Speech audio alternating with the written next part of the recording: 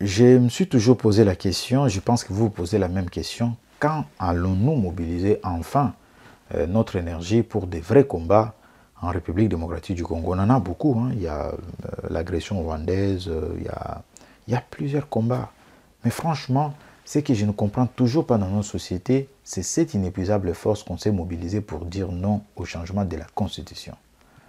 Imaginons un instant si on utilisait cette même énergie pour dire non à la complicité des Nanga avec nos ennemis, les Rwandais de Paul Kagame et l'Ouganda de Museveni, surtout pour rejeter catégoriquement les M23 pour affirmer haut et fort que jamais, sous aucun prétexte, un Congolais ne devrait prendre des armes pour tuer ses propres compatriotes, même au nom d'une démocratie prétendue. Sérieusement, je pense, à mon avis, que les cours des choses auraient été bien différents. On aurait montré au monde entier que nous sommes un peuple mature, un peuple capable de s'unir face à l'ennemi externe. Mais malheureusement, ce n'est pas ce qu'on voit aujourd'hui. Nos opposants savent se mobiliser pour des débats, à mon avis, qui n'ont pas assez d'importance sur la sécurité nationale de notre pays.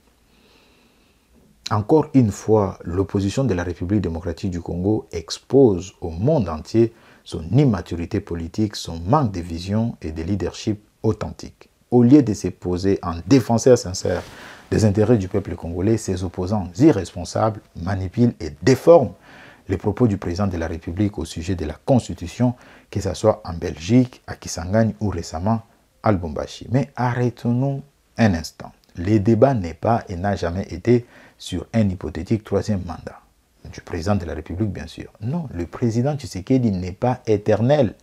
Comme chacun de nous, il est mortel. Ces débats obsessionnels sur sa prétendue volonté de s'accrocher au pouvoir détournent notre attention des véritables enjeux auxquels notre pays fait face aujourd'hui ou dans les années à venir. Le vrai sujet, c'est lui qui mérite toute notre énergie et notre passion, c'est la nécessité de réfléchir collectivement de manière responsable à l'avenir de notre pays. Il s'agit de convoquer une commission sérieuse, pluridisciplinaire, pour évaluer si notre actuelle constitution, née dans les tumultes et les compromis politiques, est encore adaptée aux défis de notre temps. Et cette commission, loin d'être engagée, nous permettra d'aborder un paradoxe persistant et fondamental qui fait que dans l'esprit du peuple congolais, c'est le président de la République qui porte la responsabilité de la gouvernance du pays, qui est tenu pour responsable des succès ou des échecs, mais la Constitution, elle, dilue ses pouvoirs et les fragmente, l'éparpille entre un parlement éclaté, une machine confuse, composée de plus de 300 organisations politiques issues de 1000 partis politiques qui comptent notre pays au jour d'aujourd'hui. J'ai dit 1000 partis politiques. Renseignez-vous au ministère des Affaires intérieures, excusez-moi. C'est inimaginable. Une honte, un carnaval de chaos, un simulacre de gouvernance où règne une confusion savamment entretenue. Comment prétendre avancer ainsi en laissant prospérer un tel désordre institutionnel? Nous devons avoir le courage de changer cela. Et là, que fait l'opposition? Elle se précipite pour embrumer l'esprit des Congolais, nous entraîner dans des polémiques stériles. Mais soyons honnêtes, où a-t-on déjà vu un peuple qui refuse de réfléchir sur son propre avenir? Où? Réfléchir, c'est la clé pour se remettre en question, c'est l'arme pour construire un chemin plus solide vers l'avenir. Je vous exhorte, chers compatriotes, particulièrement vous, la jeunesse de notre pays. L'avenir, c'est nous, c'est entre nos mains. Ce sont nos rêves, nos espoirs et ceux de nos enfants que nous devons protéger et défendre. Les leaders d'aujourd'hui, vos leaders, nos leaders qui orchestrent ces débats n'ont plus d'avenir devant eux. Ils ont entre 60 et 90 ans et dans 10 ans, 20 ans, beaucoup d'entre eux ne seront plus de ce monde. Allons-nous leur permettre de nous laisser un héritage de ruines, d'instabilité, de désespoir? Non, nous devons nous battre pour ne pas hériter de leurs erreurs.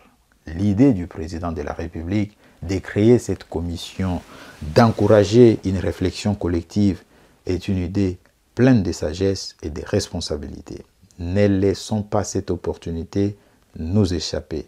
Mobilisons-nous pour exiger une commission crédible, composée de gens compétents, pour que les décisions qui en sortiront offrent enfin un avenir meilleur à notre pays et nous libèrent de l'anarchie, du désordre, de la confusion que nous a imposé ou que nous avons hérité de l'accord politique de Sun City en Afrique du Sud.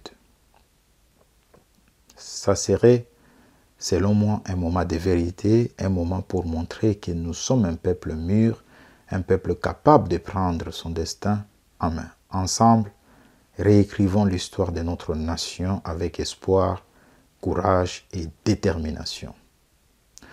C'était Platini Chimpumpu dans notre chronique d'interpellation. Prochainement, on y reviendra avec plus de détails, peut-être en lingala, et nous allons vous démontrer point par point les incohérences de notre constitution actuelle et peut-être voir avec vous la possibilité ou non de l'adapter. À très bientôt.